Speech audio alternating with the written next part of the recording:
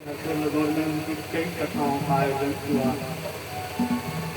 तो गुरु का ही जब उनकी कथा में जाने का नित्य सौभाग्य मिला, उनके द्वारा जो प्रस्तुति की जाती थी मैंने उनकी नकल आप लोगों को सुनाई। बोलिए सद्गुरुदेव भगवान की जय। अब हम विषय वस्तु की तरफ आते हैं। भागवत महापुराण के प्रथम स्कंध में 6 प्रकार के प्रश्न को समाहित किया गया। 6 प्रश्न है। इन 6 प्रश्नों में जितने भी प्रश्नों को शामिल किया गया है सभी का उद्देश्य है जीवों का कल्याण। सबसे पहला प्रश्न है ऐसा कौन सा साधन है। साधन में भी साधन 2 तरह के होते हैं। एक होता है सरल साधन और दूसरा होता है कठिन साधन। सरल साधन को सब कोई स्वीकार कर लेता है और कठिन साधन नाम सुन के भी वापस आगे बढ़ते ही नहीं। वापस की बात तो हटाइए, कुछ लोग बढ़ते हैं हिम्मत करके, लेकिन अधिकांश लोग नाम सुन के ही नहीं, हमसे नहीं।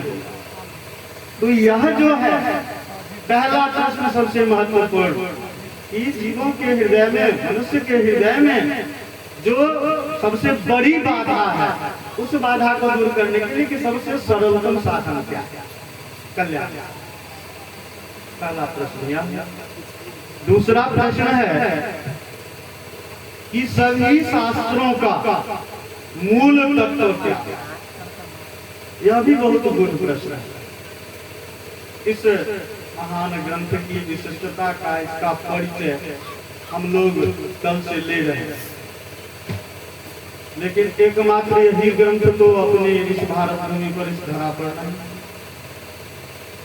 सबसे पहले 4 वेदों की रचना, 18 पुराणों की रचना, उपनिषदों की रचना, रामायण एवं महाभारत जैसे महाकाव्य की रचना और भी सारी रचनाएं।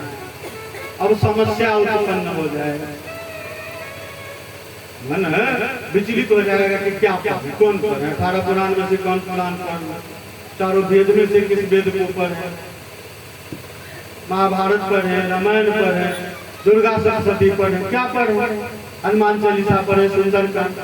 तो यह जो मन में प्रश्न उत्पन्न होता है उसे दूर करने के लिए कि इतने सारे वेद हैं, इन सभी वेदों में से किसे पढ़ा, सभी वेदों का सार तत्व क्या है, मूल तत्व क्या है। तीसरा प्रश्न है कि भगवान को, ईश्वर को बार बार अवतार क्यों लेना पड़ता है। भगवान जी कई बार अवतरित किया। तो जब भगवान, अभी कुछ क्षण पहले हम लोगों ने जानकारी प्राप्त की है कि वही भगवान संसार को बनाने वाले हैं, वही पालन करने वाले हैं, वही सब कुछ निरंतर संचालित करते रहे। तो जब भगवान सब कुछ कर रहे हैं तो फिर पुनः उनको अवतार लेने की क्यों जरूरत पड़ी, बार बार क्यों अवतरित हुए। और अगली प्रश्न है कि ठीक है कि अवतार लिए, किन किन रूपों में अवतार, जिन जिन रूपों में अवतार लिए उसका वर्णन, और इन अवतारों में उनकी विभिन्न लीलाएं क्या रही, कौन कौन सी लीलाएं की। छठा प्रश्न जो है वह है कि धर्म किसकी शरण में जाता,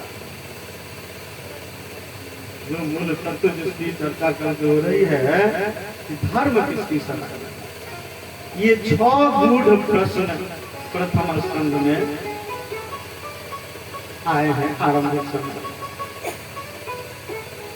इन सभी प्रश्नों का, इतने महत्वपूर्ण प्रश्न हैं, इन सभी प्रश्नों का उत्तर बहुत ही स्पष्ट एवं सरल रूप से इस भागवत महापुराण में दिया गया है।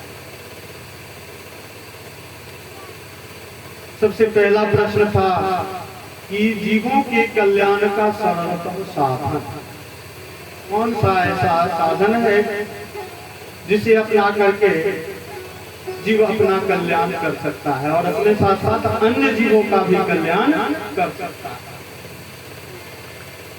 बहुत ही सरल, किसी भी प्रकार की व्यवस्था की आवश्यकता नहीं है।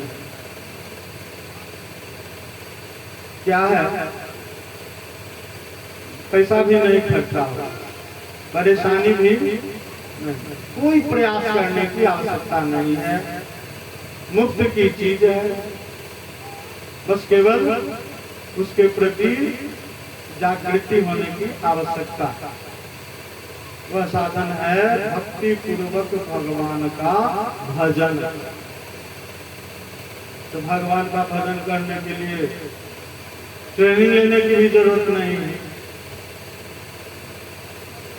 कि कैसे भजन करेंगे, उल्टा लीजिए या सीधा लीजिए। वाल्मीकि जी के बारे में हम लोग जानते हैं, मरा मरा करके संबोधित किए, मरा मरा मरा मरा 10 बार किए, राम राम राम राम हो गए। और प्रभु की ऐसी कृपा हुई, वाल्मीकि रामायण की रचना हम लोगों के लिए।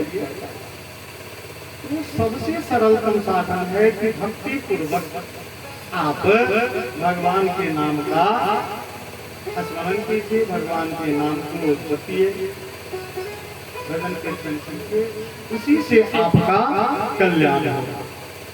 क्योंकि कलयुग में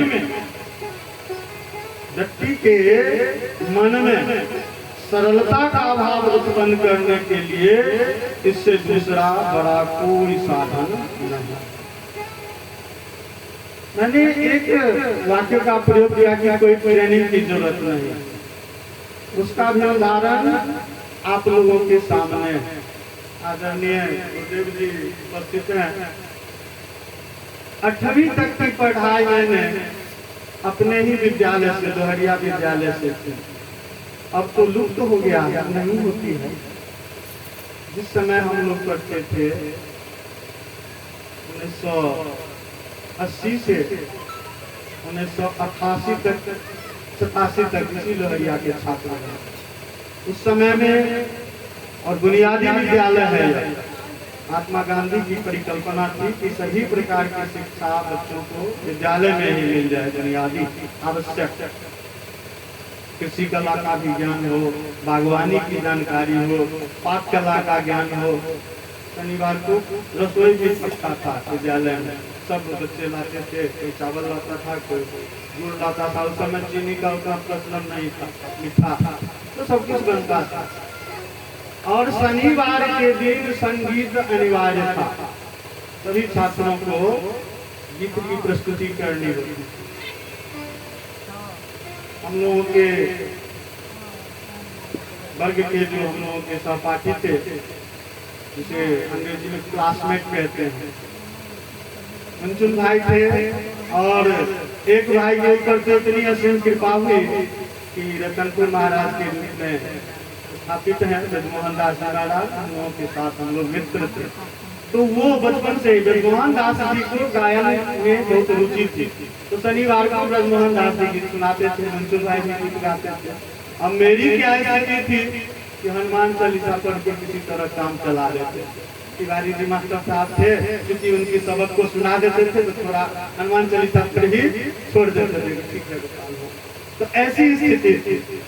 लेकिन ऐसा नहीं है कि अब ये 1 साल से 2 साल से कथा श्रवण कर रहे हैं तो फिर म्यूजिक कॉलेज में जाकर के ट्रेनिंग, सब भगवान की कृपा है। कैसे हो जाता है मुझे भी नहीं मालूम। तो कोई ट्रेनिंग लेने की आवश्यकता नहीं है, शिक्षा लेने की। हनुमान चालीसा में सत्य अपने आप में जो मेरे साथ हुआ है, जो मैंने की है, उसका उल्लेख आप लोगों को समझ किया है। तो ऐसा कभी नहीं सोचना है कि भक्ति के लिए, भजन के लिए कहीं पर ट्रेनिंग लेना हो। कोई ट्रेनिंग की जरूरत नहीं। राम राम कीजिए, भगवान का नाम लीजिए ना, स्वतः लय आ जाएगा, स्वतः सुर आ जाएगा, स्वतः धुन पकड़ ले। एक पर शुरू करते हैं कन्हैया जी, पकड़ लेते हैं, हमसे नहीं होता, ये रिपीट करते हैं इनकी बात को हम पकड़ लेते हैं। क्या यही सरलतम मार्ग, इससे बड़ा सरलतम मार्ग क्या होगा? तो भगवान का भजन आप भक्ति भाव से कीजिए, आपका बेड़ा पार होगा। तो भजन की व्याख्या हुई तो हमारे इस भागवत महापुराण कथा के